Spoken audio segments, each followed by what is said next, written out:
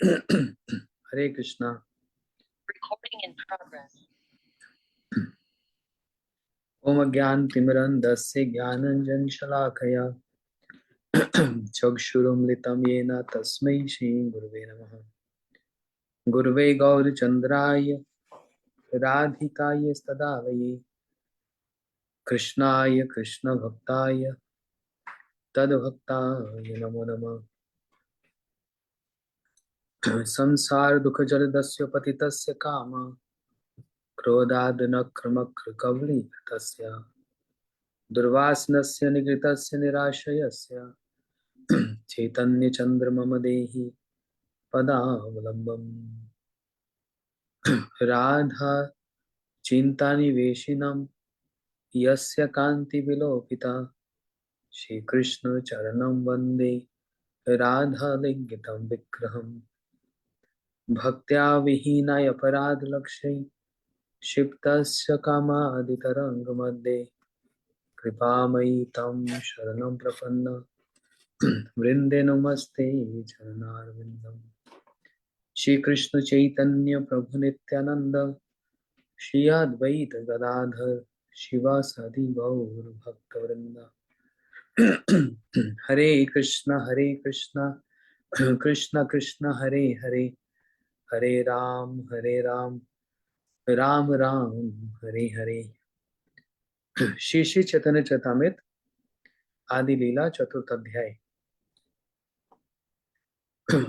अवतारी कृष्ण जैछे करे अवतार, अंशनी राधा हैते तीन गणेर विस्तार। वैभव घन जैन तार अंग विभूति, बिंब प्रतिबिंब रूप महिषेर तति। हम लोग राधा जी की महिमा को श्रवण कर रहे थे और राधा जी के कितने प्रकार से उनको हम उनकी गुणावलियों को गा सकते हैं, ये सब हम लोग श्रवण कर रहे थे। कह रहे हैं जैसे अवतारी श्री कृष्ण जिस प्रकार अनेक अवतार लेते हैं, उसी प्रकार अंशनी राधा से तीन प्रकार की कांताओं का विस्तार होता है। हम लोग सुनाए हैं जैसे कृष्ण अवतारी है ऐसे राधा जी भी अवतारी है ना। जैसे कृष्ण अवतार ऐसे राधा जी भी अवतारी है। और तीन राधा जी के तीन विस्तार हैं, कांताओं का विस्तार है। कौन कौन तीन हमने सुना? वैकुंठ में लक्ष्मियां, ये क्या है? राधा जी की विभूतियां हैं, मतलब उनका ऑपुलेंस। उसी प्रकार द्वारका की रानियां, वो राधा जी की क्या है? बिंब और प्रतिबिंब।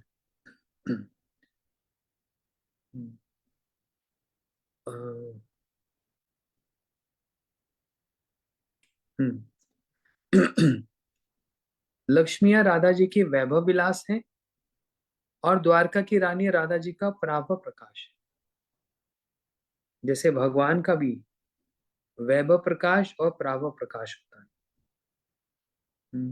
ऐसे राधा जी भी, क्योंकि अवतार, ये अवतारी है, राधा जी अवतार नहीं है।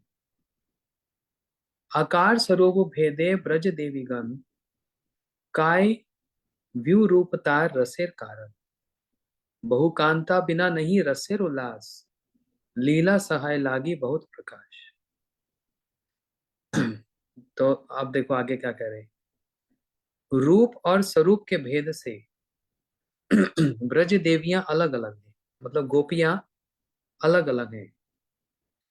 श्रीमती वे श्रीमती राधिका की काय व्यू स्वरूपा हैं और उनकी विविधता ही अनेक प्रकार के रसों का कारण है। जितनी भी गोपियां हैं राधा जी से ही प्रकाशित हुई हैं, जितनी ब्रज गोपियां हैं। और क्या है? कृष्ण की काय व्यू स्वरूपा है, राधा जी की काय व्यू स्वरूपा है। राधा जी से ही उनका प्राकट्य हुआ है और वो अलग अलग स्वभाव की। जैसे ललिता जी कैसी हैं? प्रखरा स्वभाव, बड़े जटिल हैं, बड़ी क्रोध करने वाली हैं। तो ऐसे ही अलग अलग अवतार है, अलग अलग प्रकाश है राधा जी के, अलग अलग जो गोपियां हैं उनके भाव स्वभाव सब अलग अलग। और इसी से क्या होता है, अनेक रसों का आस्वादन होता है। एक जैसी ही सब रहेंगी, जैसे ललिता जी अगर सब समय प्रखरा ही रहेंगी तो कैसे रस का स्वाद होगा। और गोपियां यदि सब समय शांत भाव में रहेंगी, राधा जी को कृष्ण को शासन नहीं करेंगी, तो कैसे रस का स्वादन होगा। इसलिए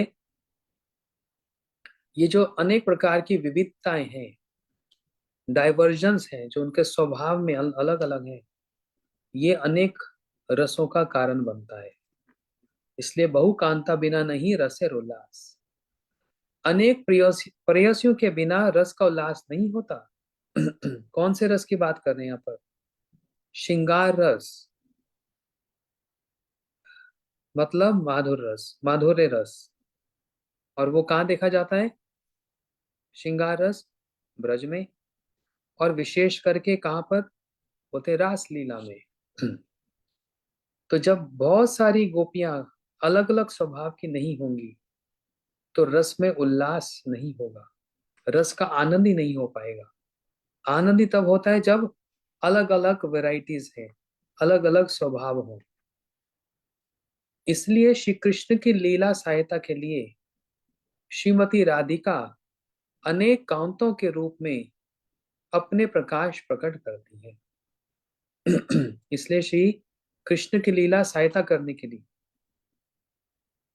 कृष्ण को आनंद प्राप्त हो, कृष्ण को सुख मिले, इसलिए राधा जी से ही सारी गोपियां प्रकाशित होती हैं। और वो सब गोपियां अलग अलग लीलाओं को करके, अलग अलग सेवाओं को करके, अलग अलग स्वभाव के कारण सुंदर सुंदर लीलाओं को अरेंज करती हैं। जैसे झूलन लीला होती है, राधा कृष्ण झूले पे बैठे, जैसे होली की लीला होती है, रास लीला होती है, जमुना में जल के लिए लीला होती है, ऐसी जितनी प्रकार की लीला होती है उसमें कृष्ण की लीला सहायता के लिए ही कृष्ण का आस्वादन हो, इसलिए राधा जी अनेक कांताओं के रूप में प्रकाश प्रकट करती, अनेक गोपियों के रूप में प्रकाशित होती है।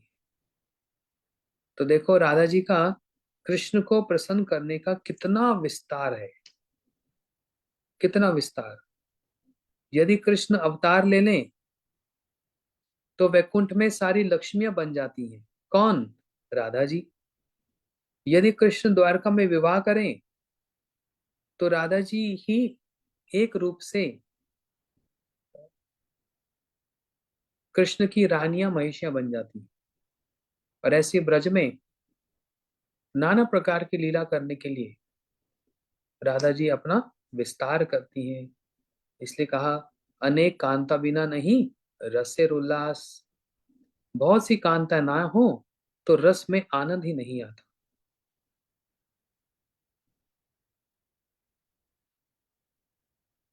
श्रीमती राधिका इन प्रकाश रूप व्रजांगनों के साथ ब्रज के श्रृंगार रस की पुष्टि के लिए विभिन्न प्रकार के भावों और रसों के द्वारा श्री कृष्ण को रास आदि लीलाओं में रस आस्वादन कराती है।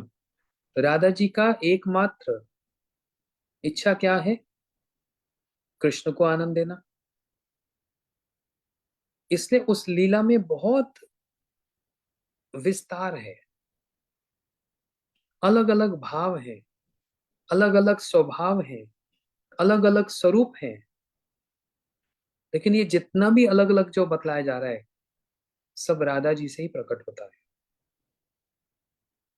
ये यदि कांताएं ना हो, गोपियां ना हो, तो राधा कृष्ण की लीला के मिलन में भी इतना कोई विशेष आस्वादन नहीं होगा, है ना। इसलिए वो राधा कृष्ण की लीलाओं को पुष्ट करने के लिए, उनको और आस्वादन बनाने के लिए गोपियों की आवश्यकता बढ़ती है। गोपी गण बिना ए लीला पुष्टि कबू नहीं। गोपियों के बिना ये लीला की कभी पुष्टि नहीं हो सकती। गोपी गण विस्तारिया गोपी आस्वादई। गोपियां ही इन लीलाओं को विस्तार करती हैं, फिर वो ही आस्वादन करती हैं। यहाँ पर ये बात बतलाई जा रही है। भक्तियों ठाकुर जी कह रहे हैं श्री कृष्ण अवतारी हैं, और जैसे कितने सारे जैसे अवतार हैं, वो अवतार क्या है? कृष्ण ही अपने आप को विस्तार करते हैं। उसी प्रकार राधा जी भी जितनी भी कांताएं हैं, कांताएं मतलब होता है या तो पत्नी या उनकी प्रिया प्रियसी, उन कांताओं की राधा जी अंशनी है, अवतारी है। जैसे कृष्ण अवतार ऐसे राधा जी अवतारी, जैसे कृष्ण अवतारी ऐसे राधा जी भी अवतारी।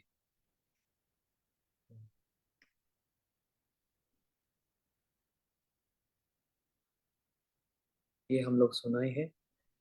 अच्छा, आगे कह रहे हैं गोविंद नंदनी, ये इंपॉर्टेंट श्लोक जिसको याद करना होता। गोविंद नंदनी राधा गोविंद मोहिनी, गोविंद सर्वस्व सर्व कांत शिरोमणि। गोविंद नंदनी राधा गोविंद मोहिनी। गोविंद नंदिनी का अर्थ क्या है? गोविंद को आनंद प्रदान करने वाली।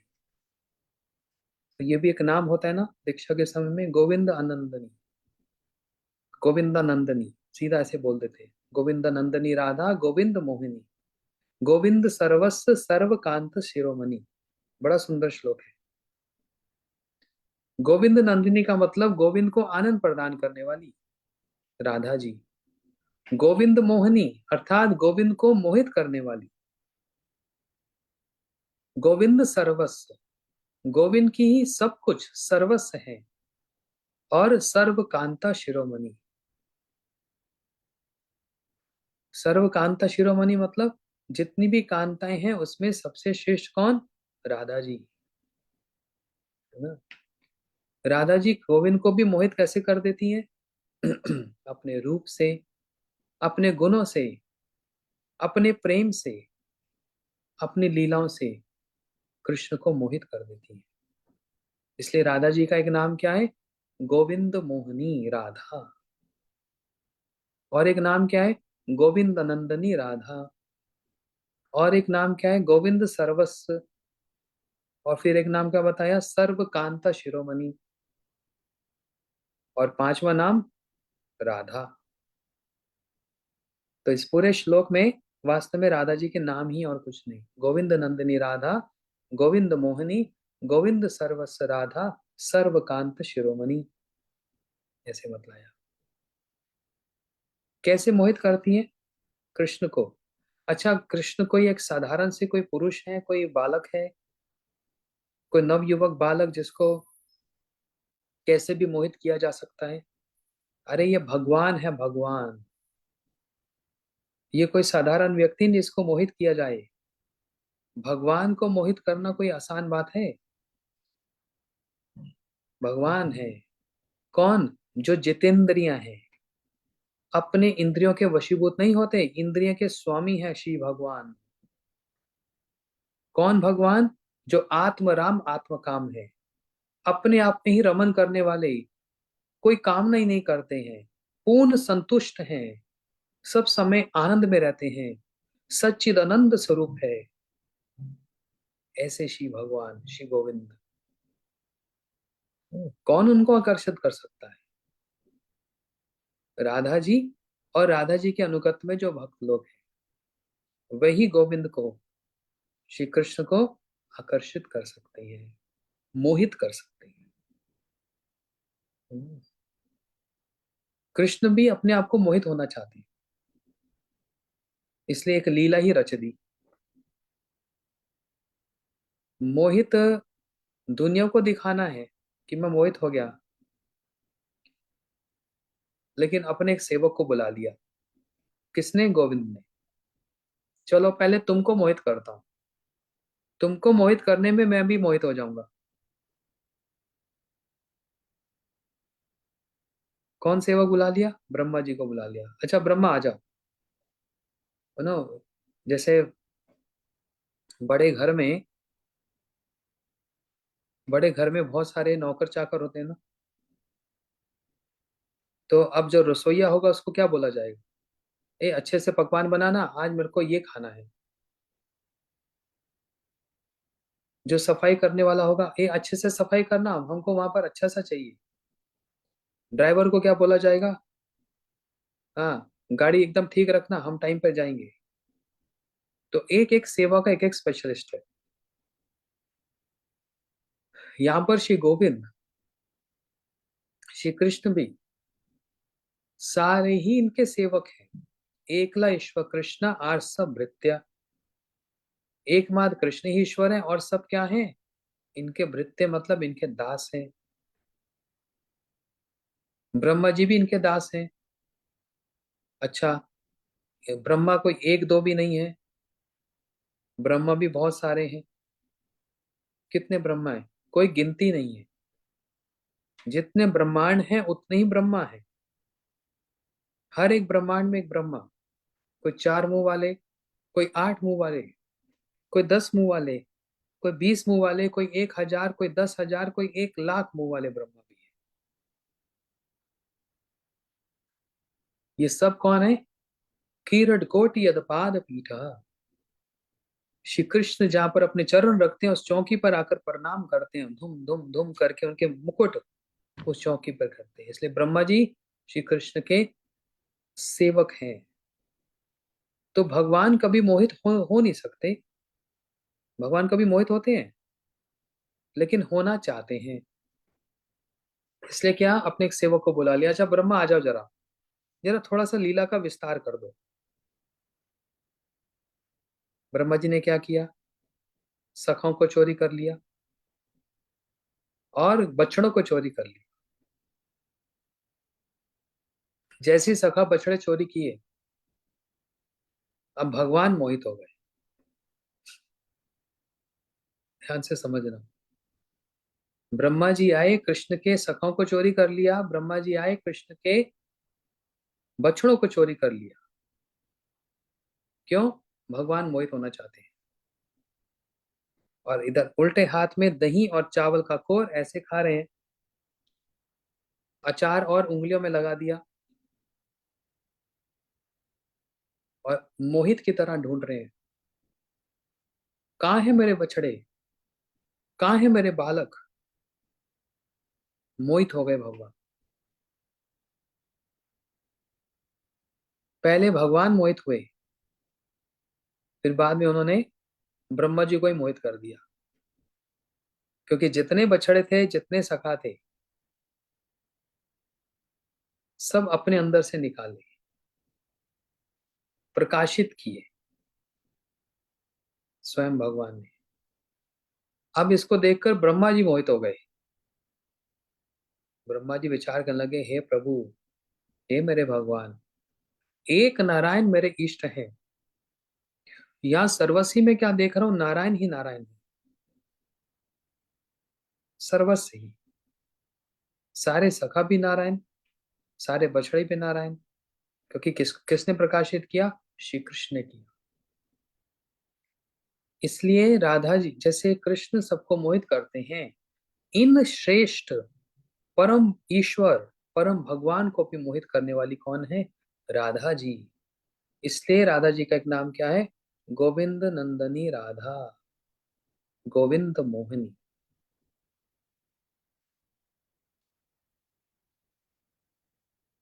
देवी कृष्णमयी प्रोक्ता, सबसे इंपॉर्टेंट श्लोक। ये जो भी हम पढ़ रहे हैं ना चैतन्य चरितामृत, इसमें सब कुछ याद करने वाला है। एक बार याद कर लोगे, पूरे जीवन बस संपत्ति बन जाएगी। और भी तो बहुत सारी चीज याद रखते हैं, जैसे अपने मित्र का फोन नंबर, किसी का एड्रेस। अच्छा, ये भी तो याद रखते हैं कि 6 महीने पहले किससे लड़ाई हुई थी। ये भी तो याद रखते हैं कि अच्छा, किसी ने मेरे को एक बार कुछ कहा था। कब कहा था? हो गए 4-5 साल पहले। वो एक बार जो कुछ कहा था वो कभी भूलेगा नहीं, और 50 बार जो कुछ दिया था वो भूल जाएगा ना। यह है ह्यूमन साइकोलॉजी। 50 अच्छी चीज की होंगी वो भूल जाएंगी, एक बार कभी किसी को कुछ कह दिया तो सारा जीवन बस उसी को लेकर पड़े रहेंगे। तो ऐसे तो बहुत सारी चीजें हम याद रखते हैं, तो उन बहुत सारी चीजों में एक श्लोक भी याद रखे यदि कर लें तो बाकी और सारी चीजें सुधर जाएंगी, एक श्लोक यदि याद कर लें। इसलिए जो जो श्लोक मैं बोल रहा हूं, प्रयास करो इन सब श्लोकों को याद करने का। ये बहुत ही इंपॉर्टेंट श्लोक है। गौतमीय बृहद गौतमीय तंत्र में क्या कह रहे हैं? देवी कृष्णमयी प्रोक्ता राधिका पर देवता सर्व लक्ष्मीमयी सर्व कांति सम्मोहनी परहा। बहुत इंपॉर्टेंट श्लोक है, ध्यान से सुनना। देवी कृष्णमयी प्रोक्ता राधिका पर देवता। मैं प्रयास करूंगा इस अध्याय को रविवार तक समाप्त कर लें, क्योंकि सोमवार को तो फिर यात्रा है, उसके बाद फिर चैतन्य चेतामृत की कथा नहीं होगी ना, फिर होगी कभी 2 महीने बाद, क्योंकि सोमवार को हम जाएंगे भारत, और जैसे ही भारत की भूमि में पैर रखा जाता है तो कब दिन होता है कब रात होता है इसका पता नहीं होता। फिर आप लोग भागवत की कथा ऑनलाइन सुनना। चैतन्य चेतामृत की कथा भी रविवार तक ही होगी। इसलिए मैं प्रयास कर रहा हूँ अपने हिसाब से समझाने का और इस अध्याय को समाप्त करने का, लेकिन ये बीच में इतना ही इम्पोर्टेंट, इतना महत्वपूर्ण ये सब आ जाता है ना, इसको थोड़ा सा ध्यान से समझना। देवी कृष्णमयी प्रोक्ता राधिका पर देवता सर्व लक्ष्मीमयी सर्व कांति सम्मोहनी परा। बहुत इंपॉर्टेंट श्लोक है। कह रहे हैं क्या?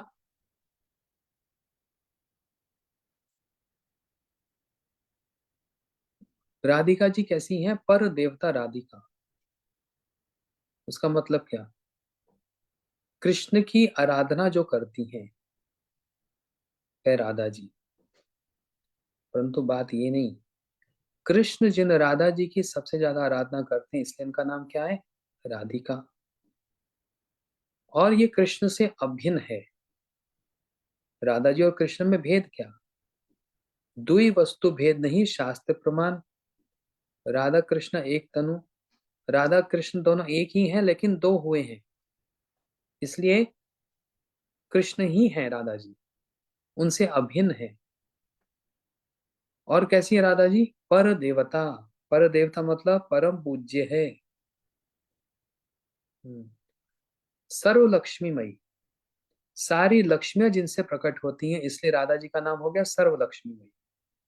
जैसे हम सुन रहे हैं इतने दिनों से, वैकुंठ में जितनी लक्ष्मियां वो राधा जी से प्रकट हुई, लेकिन मूल में क्या है? राधा जी। तो राधा जी का नाम क्या बताया गया? सर्व लक्ष्मीमयी सर्व कांति समहोनी पराह। कृष्ण की जितनी गोपियां हैं उसमें सबसे ज्यादा जो सुंदर है वो राधा जी है। और समहोनी पराह, इनके अंदर एक विद्या है। कौन सी विद्या? मोहनी आकर्षण विद्या। किन के अंदर? राधा जी के अंदर, जो कृष्ण को भी अपने प्रेम से मोहित कर लेती हैं, अपने सर्वस्व निछावर करके। सर्वस्व, अपने लिए कुछ नहीं रखती, सारी लज्जा को त्याग करके, समाज के रीति रिवाज को त्याग करके। इसलिए तो राधा जी की और गोपियों की महिमा है। वहां पर समाज का भय नहीं, सब कुछ कृष्ण के लिए नछावर, सब कुछ कृष्ण के लिए नौछावर का मतलब कृष्ण की प्रसन्नता के लिए नौछावर कर दिया, दे दिया गया। शास्त्र क्या कहता है, वेद क्या कह रहे हैं, समाज क्या कह रहा है, शरीर का धर्म क्या कह रहा है, सब कुछ तिलांजलि दे दी। किसके लिए? एकमात्र कृष्ण की प्रसन्नता के लिए सब कुछ तिलांज ले ली। अपना मन भी अपना नहीं, अपने मन के विचार भी अपना नहीं। जैसे हम लोग, मेरा मन करेगा तो मैं आपसे प्यार प्रेम करूंगा, अगर मन नहीं करेगा तो प्रेम नहीं करूंगा। मेरा मन करेगा तो मेरा वात्सल्य उमड़ेगा, मेरा मन नहीं करेगा तो वात्सल्य नहीं उमड़ेगा, है ना।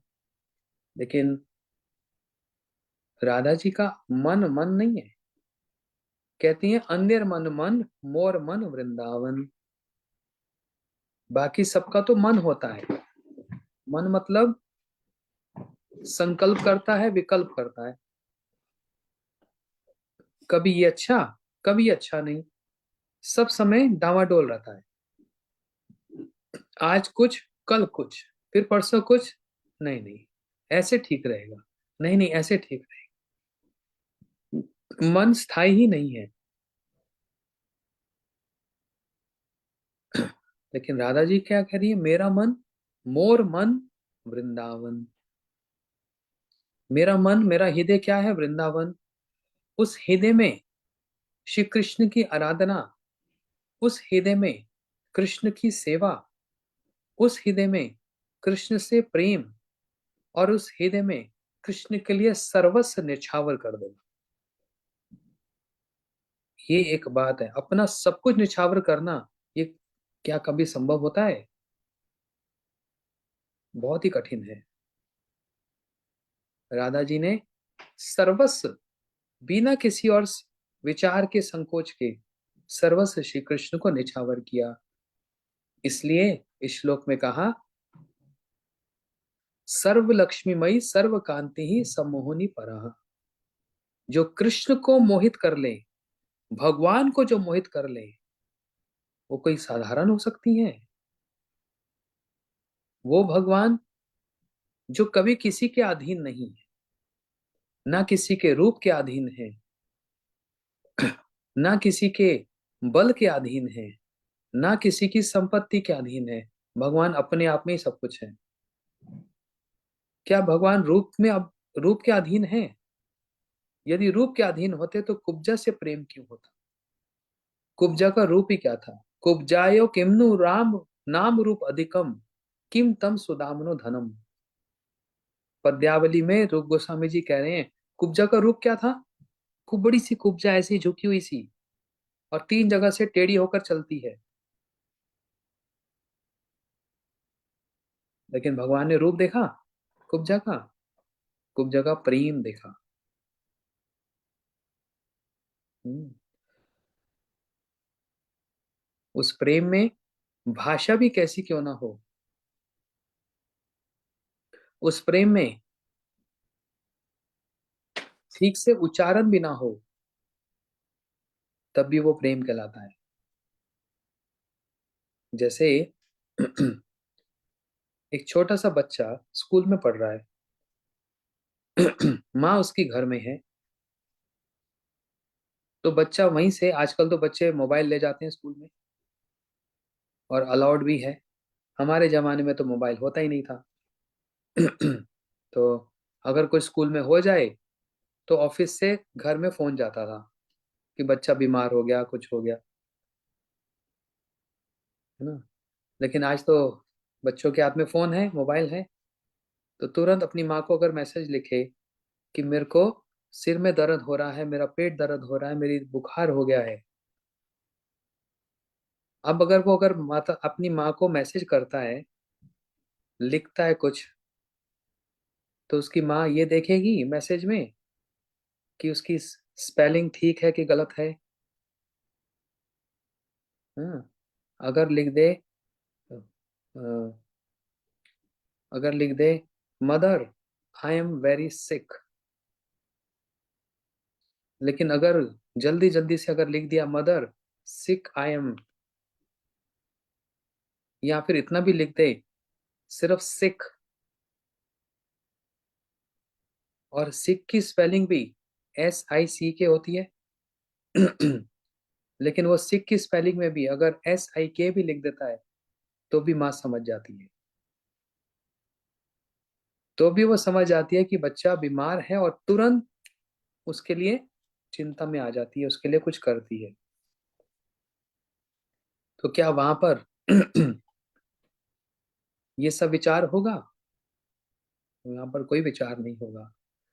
वहां पर बस एक ही विचार होगा, प्रेम का विचार। है ना? इसलिए तो कहा, ऐसे थोड़ा कह दिया, 2.5 अक्षर प्रेम का पढ़े सो पंडित है। जिसने बहुत सारी विद्या सीख ली, सब कुछ सीख लिया, सब जान लिया, लेकिन 2.5 अक्षर का प्रेम नहीं सीखा, तो क्या जाना। लेकिन जिसने 2.5 अक्षर का प्रेम, ये शब्द सीख लिया, अच्छा शब्द तो बहुत आसान है। श, हाँ, प्र ए म, 2.5 अक्षर। लेकिन जानते हो इस 2.5 अक्षर में सारा संसार बस गया है। इस 2.5 अक्षर में सारा ब्रह्मांड बस गया है। इस 2.5 अक्षर में सारा गोलोक बस गया है। इस 2.5 अक्षर प्रेम में सारा गोलोक अधीन हो गया है। इस 2.5 अक्षर प्रेम में गोलोक निवासी कृष्ण वे इसके अधीन हो गए हैं। और इस 2.5 अक्षर प्रेम में प्रेम भी अपने आप में अधीन हो गया है। प्रेम भी स्वतंत्र नहीं रहा। हम्म, प्रेम भी स्वतंत्र नहीं रहा, प्रेम भी अधीन हो गया किसके? अपने ही जाल में फंस गया। होता है ना जाल बिछाना, मछली पकड़ने वाला जाल बिछाता है, मछली पकड़ता है। कोई जाल बिछाता है, बंदर पकड़ता है। कोई जाल बिछाता है, बड़े बड़े पशु को पकड़ता है। प्रेम ने ऐसा जाल बिछाया, भगवान को अधीन कर लिया। किसने जाल बिछाया? सर्व लक्ष्मीमयी सर्व कांति समोहनी पराह। राधा जी ने ऐसा प्रेम का जाल बिछाया, स्वयं कृष्ण अधीन तो हुए ही हुए। जिसने जाल बिछाया, राधा जी भी अभी अधीन हो गई। राधा जी भी उस प्रेम के अधीन हो गई, और प्रेम भी अपने जाल में स्वयं ही फंस गया। प्रेम भी उसमें अधीन हो गया, वो भी स्वतंत्र नहीं रहा। ऐसी सुंदर लीला। इसलिए देवी कृष्णमयी प्रोक्ता। ये श्लोक इतना इतना मार्मिक और इतना सुंदर है, इसी को ही श्लोक को कृष्णदास कविराज गोस्वामी अब विस्तार कर रहे हैं, आगे एक्सपेंड कर रहे हैं, एक एक शब्द को लेकर। देखना, बड़ा सुंदर है। तो स्टार्ट कहाँ से होता है? देवी। राधा जी क्या है? देवी। अच्छा, देव कौन है? आप कहेंगे महादेव। हम्म, यदि बोला जाए अच्छा देव कौन है, बोलते महादेव। महादेव तो देव है ही है, लेकिन महादेव के भी एक स्वामी है। महादेव किसकी आराधना करते हैं? बोलते हैं गोविंद देव, आदि देव, आदि केशव देव। हम्म, ये कृष्ण, ये शब्द देव वास्तव में तो कृष्ण को ही लागू होता है। जैसे कहा गया कृष्ण जन्माष्टमी। कृष्ण जन्माष्टमी को क्या कहा जाता है? जयंती, कृष्ण जयंती। अब आजकल तो जयंती कहीं पर भी लगा देते हैं। कोई पॉलिटिशियन के नाम के आगे भी जयंती लगा देते हैं, किसी और भगवान के अवतार के आगे भी जयंती लगा देते हैं। लेकिन जीव गोस्वामी जी कह रहे नहीं, ये जयंती शब्द एकमात्र कृष्ण के लिए ही रिजर्व्ड है, कॉपीराइट है। जयंती। हम्म, वैसे ही देव शब्द जो है वास्तव में श्री कृष्ण के लिए लगता है। और रूप गोस्वामी जी क्या कहते हैं? कृष्णा देव भवंतम वंदे, मन मानस मधुकर मर्पय निज पद पंकज मकरंदे। तो कृष्णा देव भवंतम वंदे। कृष्ण देव भवंतम वंदे, मैं वंदना करता हूँ किसकी? जो देव हैं, जो आदि हैं, देवों के भी जो देव हैं, कौन? कृष्ण। तो जैसे ये शब्द कृष्ण पर ही लागू होता है, ऐसे देवी शब्द मूल रूप में राधा जी पर ही लागू होता है। ऐसे तो फिर बहुत सारी देवियां हैं। पार्वती जी भी देवी है, दुर्गा जी देवी, लक्ष्मी भी देवी, सरस्वती भी देवी, और मंगला भी एक देवी है। ऐसे है ना, शीतला माता भी एक देवी है। ऐसे तो बहुत सारी देवियां हैं। वैकुंठ में लक्ष्मियां भी देवियां ही हैं, और द्वारका में रानियां भी देवियां हैं। लेकिन इन सारी देवियों की भी जो देवी है, जो मूल है, उसको वास्तव में देवी कहा गया। ये शास्त्र का वचन है। तो संसार में भी बोल देते हैं ना, देखो ये जो स्त्री है ना, ये देवी जैसी है। तो ऐसा शब्द देवी क्यों कहा जाता है, कहाँ लागू होता है, क्यों कहा जाता है? इसके लिए कविराज गोस्वामी जी कह रहे हैं, देवी कहे द्योतमाना परम सुंदरी, किंवा कृष्ण पूजा कीड़ा वसती नगरी। पहला शब्द उस श्लोक का, देवी कृष्णमयी प्रोक्ता, ये श्लोक है ना, उसका पहला शब्द है देवी। अब देवी क्या है वो समझा रहे हैं। देवी कहे द्योतमाना परम सुंदरी, किंवा कृष्ण पूजा कीड़ा वसती नगरी। क्या मतलब? देवी कहने का तात्पर्य है परम सुंदरी। जो संसार में हम कहते हैं ना, अरे ये जो कन्या है ये देवी जैसी है। देवी जैसी मतलब बड़ी सुंदरी है। हम्म। तो देवी कहने का तात्पर्य क्या है? दीप्तिमान मतलब बड़ी उजाला है और परम सुंदरी है। और इसका अर्थ और है देवी का, सिर्फ सुंदरता ही नहीं है देवी का मतलब। और देवी का अर्थ क्या है? कृष्ण की आराधना करने की ये क्या है? वास स्थान है। मतलब सारी कृष्ण की मनोकामना जहां पूर्ण होती है वो राधा जी पे ही होती है। राधा जी ही कृष्ण की सारी इच्छा पूरी करती है। उनकी जितने राधा कृष्ण की जितनी इच्छाएं हैं, जितने लीलाएं हैं, उनको पूर्ण करने वाली कौन? एकमात्र राधा जी। ये हमको अच्छा टॉपिक मिल गया राधा जी का, है ना। दूसरा फिर बताया, दूसरा शब्द है कृष्णमयी। कृष्णमयी का मतलब क्या? कृष्ण जार भीतरे बाहरे, जहां जहां नेत्र पड़े तहां कृष्ण स्फुरे। राधा जी का एक नाम है कृष्णमयी। उसका मतलब क्या? कृष्ण जिनके भीतर हैं, कृष्ण जिनके बाहर हैं, और कृष्ण को छोड़कर कोई और है ही नहीं, इसलिए वो क्या हो गई? कृष्णमयी। जैसे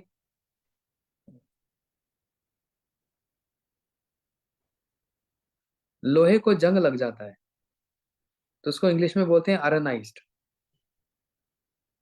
राधा जी क्या है? कृष्णाइज्ड। अंदर भी कृष्ण, बाहर भी कृष्ण। इसलिए कहा ना, राधा जी के मन में बसे घन श्याम, बसे घन श्याम, श्याम की मुरलिया में राधा जी को नाम। राधा जी के भीतर भी कृष्ण। जैसे नरसिंह भगवान की स्तुति में कहते हैं ना, इतो नरसिंहा परतो नरसिंहा, यतो यतो यामि ततो नरसिंहा। अरे नरसिंह भगवान अंदर भी भीतर भी। लेकिन राधा जी के अंदर भीतर कौन है? अंदर तो कृष्ण बसे हैं, बाहर भी कृष्ण है। अरे बाहर कृष्ण कहाँ है? अरे वृक्षों में भी कृष्ण है। तमाल वृक्ष को देखती हैं तो दौड़ी दौड़ी जाती हैं और उनको आलिंगन कर लेती हैं। मयूर को देखती हैं तो वो भी कृष्ण है। मेघों को देखती हैं तो वो भी कृष्ण। इसको बोलते हैं बाहर भी कृष्ण है। जहां जहां नेत्र पड़े तहां कृष्ण स्फुरे। जहां जहां उनके नेत्र पड़ते हैं उनको कृष्ण का स्मरण हो आ जाता है। जमुना जी को देखती है तो कृष्ण का स्मरण, गिरिराज जी को देखती है तो कृष्ण का स्मरण, वृक्षों को देखती है तो कृष्ण का स्मरण। इसलिए राधा जी के भीतर बाहर कौन है? कृष्ण है। जहां जहां उनकी दृष्टि पड़ती है वहां कृष्ण की स्फूर्ति होती है। इसलिए राधा जी का एक नाम है कृष्णमयी। और क्या बताया? किंवा प्रेम रसमय कृष्ण स्वरूप। तार शक्ति तार सय है एक रूप। कृष्ण का स्वरूप प्रेम रसमय है, और कृष्ण की हलादी शक्ति होने के कारण राधा जी उनके साथ तदात्म्य है, एक रूप है। कृष्ण का स्वरूप क्या है? प्रेम स्वरूप। राधा जी का कृष्ण के साथ तदात्म्य तो कैसी हो गई? वो भी एक जैसी हो। और क्या बताया? राधा, राधिका का नाम का अर्थ क्या है? इसलिए मैंने बोला ये वाला श्लोक याद कर लेना। देवी कृष्णमय प्रोक्ता राधिका पर देवता, सर्व लक्ष्मीमय सर्व कांति समोहनी परा। कुछ लोग इंडिया में अपनी गाड़ी के पीछे लिख देते हैं, बड़ा सुंदर लगता है। क्या लिखा है? राधिका पर देवता।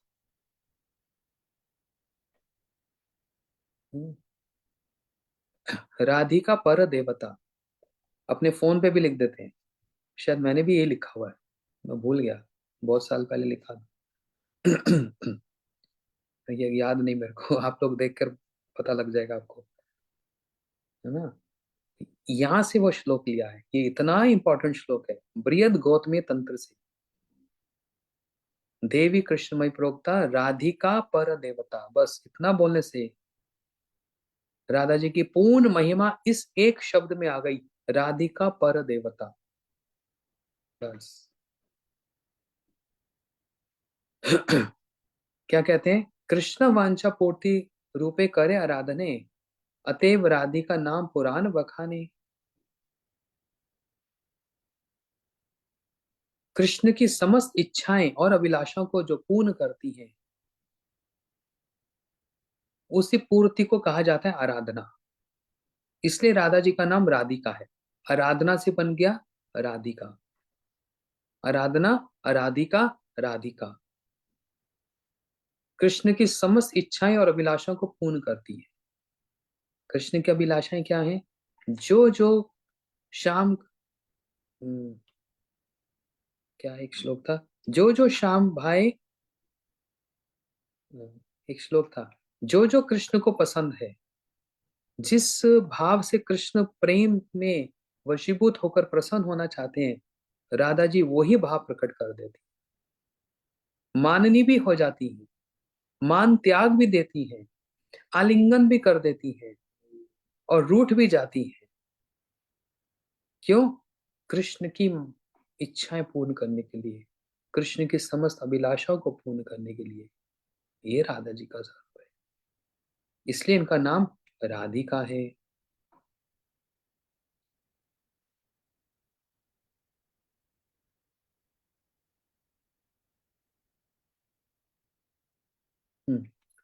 भागवत जी में कहीं राधा जी का नाम है? बहुत सारे लोग बोलते हैं नहीं, भागवत जी में कहीं पर भी राधा जी का नाम नहीं है। बोलते रहो, जितना मर्जी चिल्लाते रहो, तुम्हारे बोलने से नहीं चलेगा। भागवत में सर्वत्र ही राधा जी का नाम है। नहीं वो तो बात ठीक है, लेकिन कहीं किसी जगह पर स्पेशली, स्पेसिफिकली, विशेष रूप से राधा जी का नाम है, तो भागवत जी का दशम स्कंद, 10th कैंटो का रास लीला में सुखदेव गोस्वामी जी ने श्लोक का ठीक पूरा राधा जी का नाम उच्चारण कर दिया। जबकि राधा जी ने सुखदेव गोस्वामी जी से कहा था, तुम हमारी रास लीला वर्णन करने जा रहे हो, खबरदार नाम नहीं लेना हमारा, और दूसरा हमारी महिमा का गान मत कर। लेकिन सुखदेव गोस्वामी जी रह नहीं पाए, इसलिए कह ही डाला, अन्य राधितो नूनम भगवान हरिश्वरा, यन्न विहाय गोविंदा प्रीतो यमन अद्रहम। इंपॉर्टेंट श्लोक याद करना है तो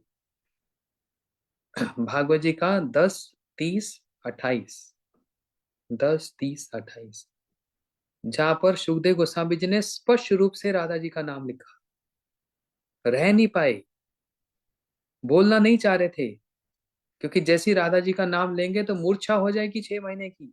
गुरुदेव बोलते थे इस बात को। तो भागवत कैसे सुनाएंगे 7 दिन में? लेकिन कितना कोई अपने आप को रोके। राधा जी के चरणों में इतना अनुराग है, इतना प्रेम है, कहाँ तक छिपा कर रखेंगे? उस प्रेम को कितना कोई छुपा सकता है? इधर उधर की बात करके कुछ घुमा फिरा कर उस प्रेम को छुपाया जा सकता है, लेकिन कितनी देर? मन इतना उत्कंठित, उतावला और बेचैन हो जाता है तो कहना ही पड़ता है फिर तो। जब ज्यादा नहीं रोका जाता ना, तो मन को फिर कहना ही पड़ता है। यही प्रेम का परिभाषा है, ये प्रेम के लक्षण। कितना अपने आप को छुपा कर रखोगे?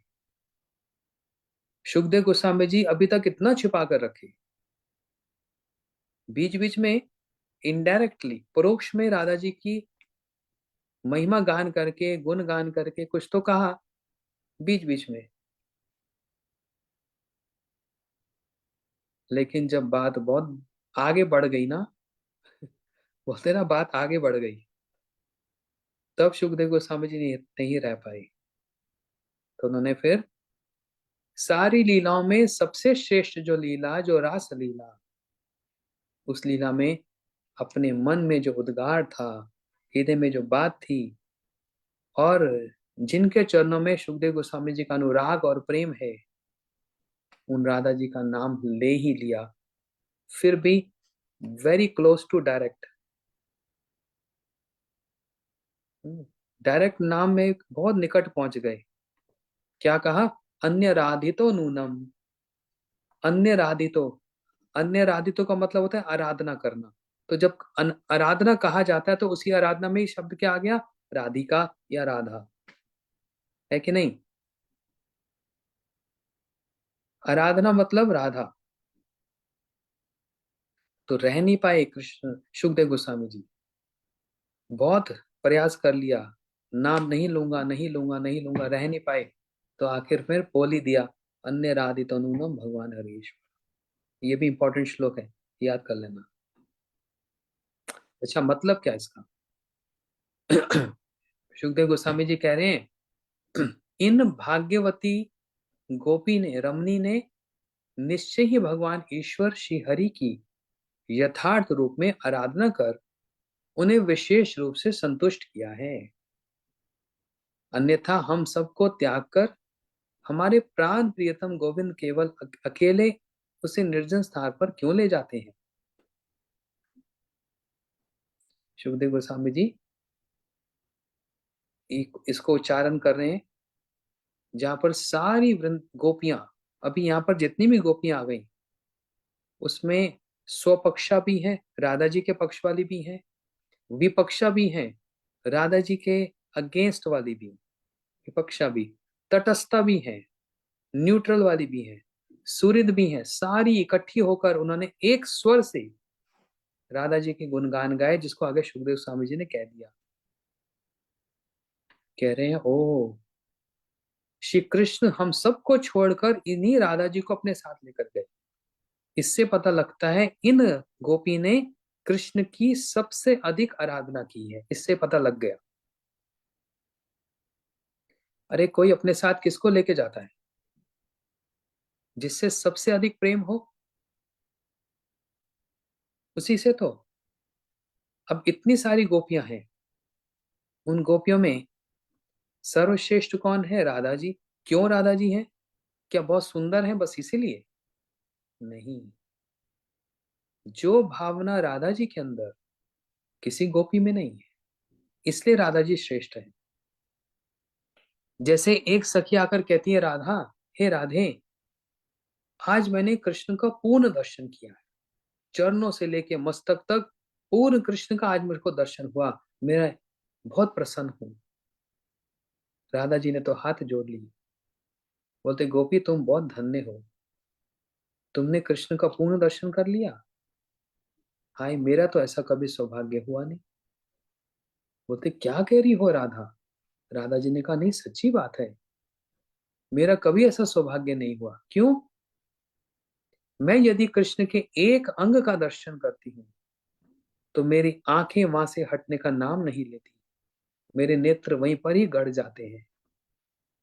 उनके एक नयन को देखती हूँ, एक नेत्र को देखती हूँ, तो सारी इंद्रियां उस नेत्र को देखने में ही व्यस्त हो जाती हैं। उनके एक हाथ को देख लेती हूँ, उनके एक चरण को देख लेती हूँ। इसलिए मैं आज तक कभी कृष्ण को पूर्ण दर्शन नहीं कर पाई। ये है राधा जी की आराधना। राधा जी की आराधना क्या? अपना सर्वस्व कृष्ण को निछावर करना, अपने लिए कुछ भी नहीं रखना, कोई लज्जा नहीं, कोई मर्यादा नहीं, कोई समाज का भय नहीं, कोई अपने मन का, अपने शरीर का कोई विचार नहीं, सर्वस्व श्याम सुंदर आपके लिए। इसलिए सारी गोपियों ने कहा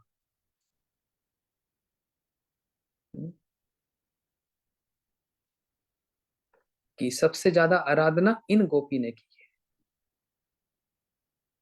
क्यों? कृष्ण इन्हीं को लेकर चले गए और हम सबको छोड़ गए। देखो, ब्राह्मण की पत्नियां भी कृष्ण के पास आई। सुना ना ये वाली कथा? कुछ ब्राह्मण यज्ञ कर रहे थे, स्वाहा स्वाहा स्वाहा। कृष्ण बलराम कह रहे, कृष्ण बलराम सखाओं के साथ वन में, सब सखा कह रहे हैं कन्हैया बहुत तेज भूख लगी है। कृष्ण कहने लगे भूख लगी है तो चिंता किस बात की, यहाँ पर ब्राह्मण यज्ञ कर रहे हैं, जाकर मांग लो, खाने की वस्तु दे देंगे। सारे सखा गए ब्राह्मणों के निकट। ये ब्राह्मणों, स्वाहा स्वाहा कर रहे हो, वहां पर कन्हैया भूखा है। ब्राह्मणों ने ठुटकार दिया, ए बच्चों भाग जाओ यहाँ से, परेशान मत करो, देख नहीं रहे हम यज्ञ कर रहे हैं? ब्राह्मण यज्ञ किसके लिए कर रहे हैं? भगवान के लिए। स्वाहा स्वाहा मतलब भगवान को आहुति डाल रहे हैं, और वहां पर कृष्ण मांग रहे हैं हमको भूख लगी है। तो ब्राह्मणों ने बालकों को भगा दिया, सखाओं को, ए भाग जाओ, परेशान मत करो। सारे सखा आ गए, बोलते लो हम तो गए थे मांगने, कुछ भी हमको मिला नहीं। तब कृष्ण कहने लगे अच्छा ब्राह्मण की पत्नियों के पास जाओ, वो अवश्य कुछ देंगी। अब सारे सखा ब्राह्मण की पत्नियों के पास आए। निकट में ही कृष्ण बलराम हैं, बड़े भूखे हैं। ब्राह्मण की पत्नियां जो सामग्री यज्ञ में डालनी थी सब उठाकर कृष्ण के पास ले आए, क्योंकि वो तो यज्ञ में डालने वाली वस्तु थी। अब साक्षात कृष्ण ही मांग रहे हैं तो क्यों ना दें। बस कृष्ण बड़े प्रसन्न हुए, उनकी सारी सामग्रियों को ग्रहण किया। और यहाँ पर इंपॉर्टेंट बात है, ब्राह्मणियों को, जो ब्राह्मण की पत्नियां हैं, उनको थोड़ा सा भय दिखलाया। इसको बोलते हैं टेस्ट करना। कृष्ण बड़े चतुर हैं, थोड़ा सा टेस्ट करते हैं। क्या टेस्ट किया? बोलते ब्राह्मणियों जल्दी घर लौट जाओ। क्यों? समाज ठीक नहीं मानेगा।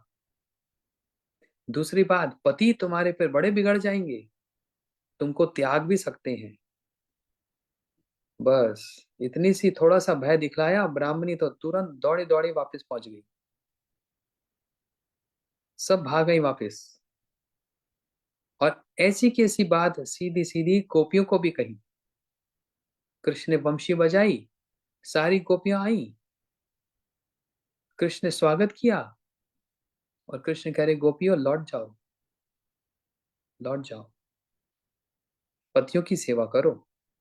पति कैसा भी क्यों ना हो, पति की सेवा करना स्त्री का कर्तव्य है, ये कृष्ण कह रहे हैं। पति कैसा भी क्यों ना हो, दुशीलो दुर्भागो वृद्धो जड़ रोगो अधन अपीवा। बड़े, कहते हैं बड़े गंदे स्वभाव का, अच्छा व्यक्ति नहीं है, दुर्भागा है, रोगी है, और बहुत गरीब है। ऐसे बहुत सारे पॉइंट कृष्ण कह रहे हैं गोपियों को। ऐसा भी यदि पति हो तब भी पत्नी को पति की ही सेवा करनी चाहिए, उसको पूरा लाभ उठाना चाहिए। जाओ गोपियों, अपने पतियों की सेवा करो, लौट जाओ। गोपियां गईं। कृष्ण ने भय भी दिखलाया, समाज में बड़ी निंदा होगी, तुम्हारे पति तुमको शासन करेंगे, डांट लगाएंगे, तुम्हारी नाम खराब हो जाएगा, बदनामी हो जाएगी। जाओ, अपने पतियों के पास लौट जाओ। गोपियां गईं? नहीं गई। ब्राह्मणियां लौट गई, थोड़ा सा भय दिखाया, भाग गई वहां से। गोपियों को कोई भय नहीं। क्यों? गोपियों के थे प्रियतम, और पति कौन? एकमात्र कृष्ण। कृष्ण कहने लगे, गोपियों तुम ऐसे नहीं समझोगी, तुमको एक उदाहरण देता हूँ, एक एग्जाम्पल देता हूँ। क्या उदाहरण दिया? आप लोगों ने सुना होगा, मैंने बहुत बार बताया, भागवत कथा में भी सुनाया। एक बार एक पति बहुत वर्ष के बाद बाहर कहीं काम पर गया हुआ था, लौट कर आया। पत्नी ने उसका स्वागत किया, और वहीं पर उसके पास पति लेट गया। वो बैठ गई और वो सो गया उसके पास में ही, उसकी गोद में सिर रखकर सो गया पति। अब इनका एक बच्चा था, वो बच्चा चलते चलते चलते चलते आग में जा रहा है। अब पत्नी सोच रही है, मेरा क्या कर्तव्य है? क्या मैं उठकर बच्चे को बचाऊं? अगर अगर मैं उठकर बच्चे को बचाऊंगी तो मेरे पति की नींद खराब हो जाएगी, और ये आग की तरफ जा रहा है, मेरा क्या कर्तव्य है? ये कौन सुना रहा है? कृष्ण गोपियों को सुना रहे हैं, गोपियों देखो, ऐसी पत्नी होनी चाहिए। तो वो बैठी रही, सोचने लगी, मेरा सब कुछ मेरे पति है, सब कुछ। पति से ही तो मेरे को संतान हुई, पति से तो ये घर है, पति से तो प्रेम है, सब कुछ पति है। और वो इस समय विश्राम कर रहे हैं, उनकी नींद मैं खराब नहीं करूंगी। लेकिन बच्चा आग में जा रहा है, कलेजा, उसका हृदय रो रहा है, लेकिन बैठी की बैठी रही, और बच्चा आग में चला गया। अब तो रोने लगी, हाय हाय हमारा बच्चा, हमारा बच्चा। तब पति ने देखा, अरे रोती क्यों हो? बोलते देखो देखो सामने। तो देखा बच्चा अभी के अभी आग में प्रवेश कर गया। पागल, तुमने हमको बताया क्यों नहीं? दौड़े दौड़े गए दोनों। तो देखो क्या हुआ, वो अग्नि ने अपना स्वभाव ही बदल दिया। वो आग आग नहीं रह गई, अब शीतल हो गई, एकदम जैसे कोई बर्फ में सो रहा है। उस पत्नी के पतिव्रत धर्म के कारण उस बालक को कोई भी आंच नहीं आई। देखा, कृष्ण कह रहे गोपियों से, देखा, इसलिए बोलता हूं, जाओ, लौट जाओ अपने पतियों के पास। गोपियां कहने लगी, श्याम सुंदर, आप कहानियां बहुत अच्छी सुनाते हो, हम भी कोई सुनाए? आपने तो सुना दी, हमारे मन की ना रह जाए, हम भी कुछ सुना दें। बोलते हाँ, तुम भी सुना दो। गोपियों ने कहा, ठीक है, आपने अपने उदाहरण में एक पति पत्नी का उदाहरण दिया, हम भी पति पत्नी का उदाहरण देते हैं। आपने उदाहरण में ये बताया कि पति लौट कर आया, अब हमारा एग्जाम्पल, हमारा उदाहरण सुनो। एक पति पत्नी थे, पति किसी काम से बाहर जाना है, अब 2 दिन पहले विवाह हुआ, अब बाहर काम से जाना है। पत्नी कहने लगी, नहीं मैं आपके बिना नहीं रह पाऊंगी, मुझको साथ लेके जाओ, आप छोड़ के मत जाओ। पति कहने लगा, ना साथ ले जा सकता हूँ, और जाना भी बहुत जरूरी है। तो कहती है, मैं कैसे रहूंगी? पति ने कहा, एक पुतला बना देते हैं, मेरे जैसा एक स्टैचू बना के रख देता हूं, तुम उसी से बात करना, उसी से प्रेम करना। जब मैं आऊंगा तो हम लोग ठीक से रहेंगे जैसे रहते हैं। तो जैसे तैसे अपने जैसा एक स्टैचू बना दिया, और पति चला गया। अब वो पत्नी उस स्टैचू से बात करती, हाँ, उसी से प्रेम करती, उसी को खिलाती ऐसे मुंह में। 1 साल के बाद जब पति लौट कर आया, दरवाजा बजाया, अरे खोलो खोलो, मैं आ गया, दरवाजा खोलो। पत्नी ने कहा, कौन हो तुम? बोलते, अरे मैं तुम्हारा पति, झूठ बोलते हो। मेरा पति तो अंदर है। तो बाहर पति ने कहा, बावरी, अरे पगली, वो अंदर तो स्टैचू है, मैं तुम्हारा असली पति हूँ। दरवाजा खोलो, मैं आ गया। अब मैं कहीं नहीं जाऊंगा, हम एक साथ रहेंगे। पत्नी बोलने लगी, कौन हो तुम झूठा बोलने वाले, झूठे कहीं के? मेरा पति तो अंदर है, तुम कौन हो, झूठ बोलते हो? अब गोपियां कह रही हैं, श्याम सुंदर, कृष्ण आप बताओ, हम आप पर इस बात को छोड़ती हैं, उस पत्नी का क्या कर्तव्य है, क्या ड्यूटी है, उसको क्या करना चाहिए? कृष्ण कहने लगे, हाँ, ये कौन सी बड़ी बात है, साधारण सा प्रश्न है। उसको तो दरवाजा खोल देना चाहिए और अपने असली पति को अंदर लाना चाहिए, क्योंकि अंदर तो जो है वो तो एक बुत है, एक स्टैचू है ना। गोपियों ने कहा, ताली बजाओ सब, हम जीत गई। कृष्ण कहने लगे, क्या जीत गई? यहाँ कोई अ, प्रतिद्वंद हो रहा था कि तुम जीत गई? बोलते, नहीं, तुम्हारा एग्जाम्पल एकदम फीका, उसमें कोई दम नहीं। और हमारे एग्जाम्पल जो हमने दिया, आपने तुमको प्रश्न किया और तुमने ही उत्तर दे दिया। कृष्ण कहने लगे, क्या उत्तर दे दिया? मैंने कोई गलत थोड़ा कहा। अरे असली पति तो बाहर है, उसको अंदर लाना चाहिए, अंदर तो एक पुतला है। गोपियों ने कहा, यही तो हम समझा रही हैं तुमको, जिसको हम घर छोड़कर आई वो तो सारे स्टैचूज हैं, वो सारे पुतले हैं। हमारे असली प्रियतम, असली पति कौन है? वो तो आप है। कृष्ण भी सिर खुजाने लगे, गोपियों के सामने नहीं चलेगी हमारी। बोलते, आप क्या एग्जाम्पल दोगे, हमारे पास आपके सिखाने के लिए बहुत से एग्जाम्पल्स हैं। तो ये अंतर है। ब्राह्मण पत्नियां भय के कारण लौट के चली गई, लेकिन गोपियों को कितना भी भय दिखलाया, किसी प्रकार का भय उनके प्रेम के आगे बीच में बाधा नहीं डाल पाया, क्योंकि उनका सब कुछ क्या है? बस कृष्ण है, सर्वस्व। इसलिए राधा जी के लिए क्या कहा? गोविंद नंदनी राधा, गोविंद मोहिनी, गोविंद सर्वस्व, सर्वकांत शिरोमणि। बोलो श्री राधा रानी की जय। इसलिए इन श्लोकों को याद कर लो। तो अभी समाप्त नहीं हुआ, राधा जी की और महिमाएं। बड़ा अच्छा है, 2-3 क्लास रह गई, हमारी कथा रह गई। तो उसमें भी क्या कहते हैं, मधुरे न समापे न। जब समापन किया जाता है तो बड़े मधुर मीठे से किया जाता है ना। गुलाब जामुन खाओ, पहले तो करेला खाना पड़ता है जब भोजन करते हैं ना। पहले नीम, पहले कड़वा खाया जाता है आयुर्वेदा के हिसाब से।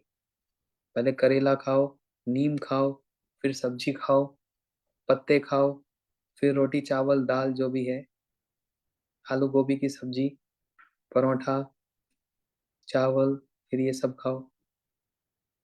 और फिर लास्ट में गुलाब जामुन, मीठा। कोई लास्ट में करेला थोड़ा खाता है? कोई लास्ट में करेला खाता है? लास्ट में क्या होता है? समापन, एंडिंग किससे करते हैं?